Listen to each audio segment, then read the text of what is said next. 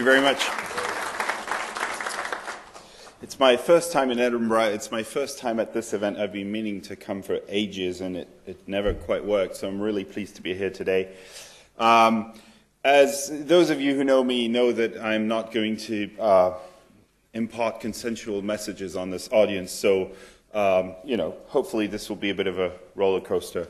What I wanted to do is start by giving a general outline of what's happening in terms of next generation access worldwide and look at the trends and how this applies to the particular situation of Scotland, but also more generally the situation of many territories in Europe. Very quickly about myself, I launched a company a couple of years ago called Diffraction Analysis that focuses on next generation access. We do syndicated research, ad hoc research for customers and consulting on these issues. And our customers are a mix of local governments, network and service providers, and equipment vendors. I called this speech the Slow Fiber Revolution. In 2007, I started a blog, which is still live, called Fiber Revolution, because I perceived dimly at the time and more sharply as time went by that there is potentially a revolution in next generation access in many ways. First, because the world of bandwidth scarcity that we've been living under had the potential of suddenly, or not so suddenly as it were, becoming a world of bandwidth abundance. Because the aging copper network had the potential to be renewed or replaced for another 40, 60 years, if not more. Because the reluctance of a number of established players in the market opened up opportunities for competing players to enter the market. And because potentially when we think a bit more broadly on the impact of universal connectivity, it gives us the opportunity to rethink much more than just the telecom sector. One of the things that's really interesting is that we hear a lot about business cases in this area, and the business case is always the business case of the player who is facing the deployment. And that's as it should be, because whoever's going to invest has to look at their bottom line. But if we take, again, a broader view and we look at countries where fiber is much more advanced than it is in Europe, we see that the online service economies are thriving. So clearly there's a combination of, how can I describe that? Kind of, there's the business model itself for the deployer, but there's much more to it than that. And we need to take that broader view, and this is what I'm going to try and walk you through. So this is a map of countries that currently have 100 megabit per second service on fiber offerings. Obviously, Asia was where it all began. For a time, it looked like Asia was going to slow down, but then China decided to aggressively start deploying fiber. Now, interestingly enough, you'll notice that China is not on the map because even though they're deploying fiber very aggressively, they're not offering 100 megabit service on fiber. The technology is not always used at its maximum potential, especially in emerging markets for a variety of reasons. You'll also notice, and I just want to stress this because it's the example that keeps being used again and again, you'll also notice that Australia is not on this map because we have a cutoff at 100,000 homes passed, and despite having started their national broadband network plan 5 years ago now, they still haven't reached that threshold. So I tend to de-emphasize the Australian example because to me it's not proven that it's actually going to be a viable example in the next couple of years. Time will tell, I guess. Europe, obviously, things are moving in Europe, especially in Eastern Europe. So Russia, Ukraine, Romania, Bulgaria, all these countries are where things really are happening, and Lithuania is obviously one of them. The important thing here is that even though availability exists in many of these countries, it doesn't mean it's available everywhere by far. So it's important to keep in mind that just the fact that there's a dot on this map doesn't mean the whole country is covered. And then North and South America, very little deployment in South America. And in North America, obviously, Verizon is 95% of the availability, if not more. And then there's only one example of a municipal network that has passed this 100,000 threshold that we've put in on this map. The trend that's been discussed a lot, and every time someone launches something like that, the press talks about it, is gigabit. So here's a few examples. This is KDDI's adverts for gigabit offerings. The ad is actually a bit old because they launched that a few years back. This is Chattanooga, Tennessee, so that's the only sizable deployment of gigabit offerings in North America. This is a photo I took myself in Hong Kong of a street vendor for Hong Kong Broadband Network's 1,000 offering, which incidentally costs about $20 a month, not Hong Kong dollars, US dollars. And this is Super Online in Turkey, an advert that would maybe not work in our markets, but apparently suits their purposes. So where do we have gigabit service in the world? You can't talk countries anymore because it's really down to specific players in each market. So in Japan, NTT and KDDI have gigabit offerings. In Hong Kong, Hong Kong Broadband Network and PCCW. Then you have Super Online in Turkey, T2 in Slovenia, Zon in Portugal, Telia, Bredbandsbolaget, and about 5 other service providers in Sweden, and EPB in Chattanooga. So clearly, we can't say it's a worldwide trend. Maybe we can say it's the premises of a new era, but it's certainly at the very beginning.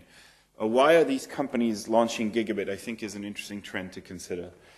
We've talked to all of them, basically, because this is something we've assessed. We released a report on this late last year. The first reason is basically speed sells. In the same way that when you're buying a camera, you're more likely to buy the 15 megapixel camera than the 12 megapixel camera, even though as a customer you don't really know what the difference is. You're more likely to buy a 500 megabit offering than a 100 megabit offering if the cost arbitration isn't too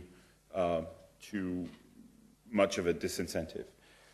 The second thing, and potentially a much more important aspect in my opinion, is gigabit creates differentiation. Let me use Super Online as an example.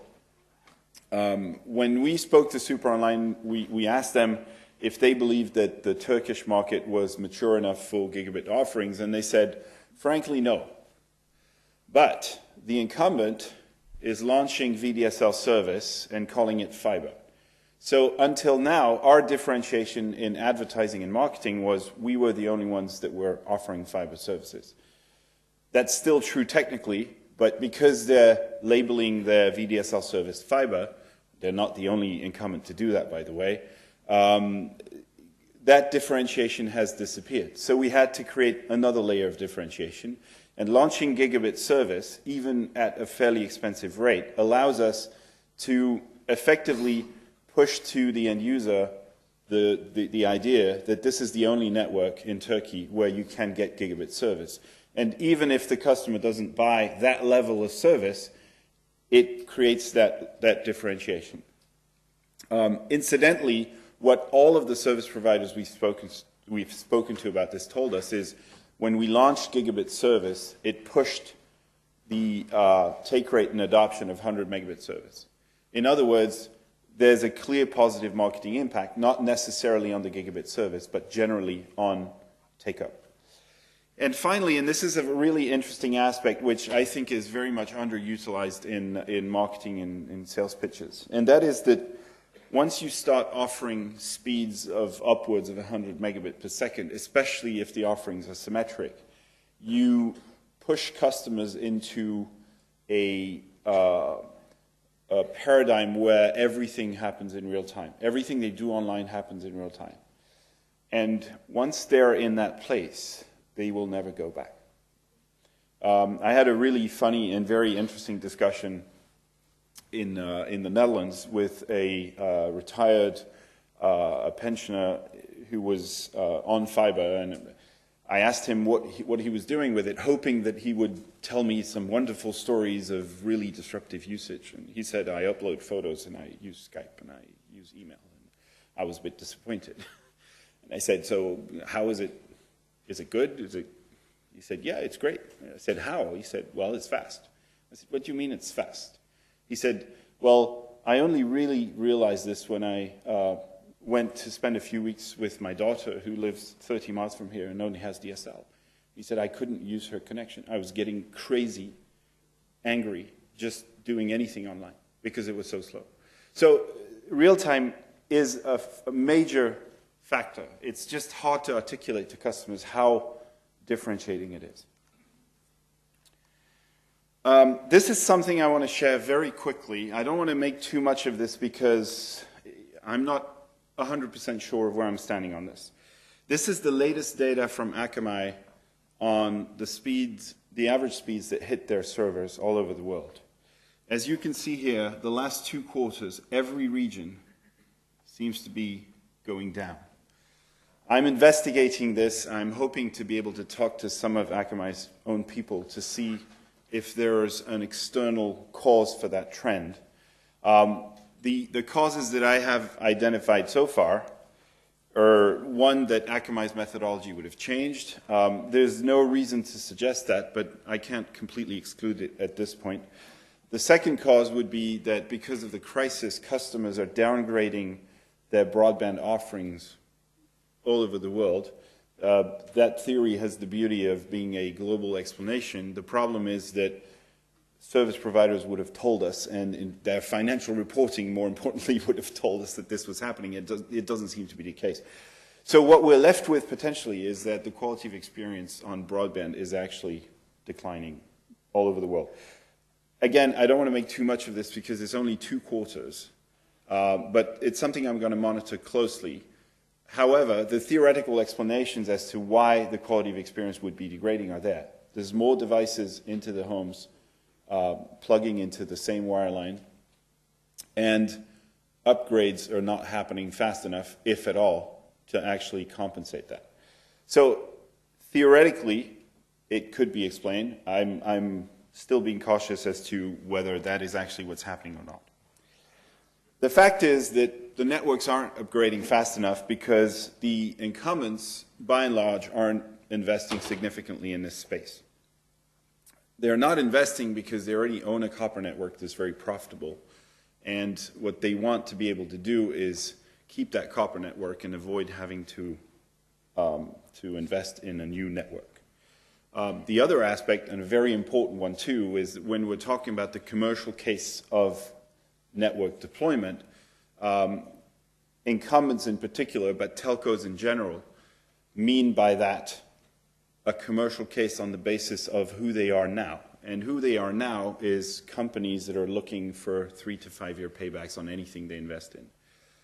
The copper network certainly didn't have a 3 to 5 year payback, and yet it had a massive payback. So the core problem here is that there's a discrepancy between who we think is likely to invest and what position these companies actually are in.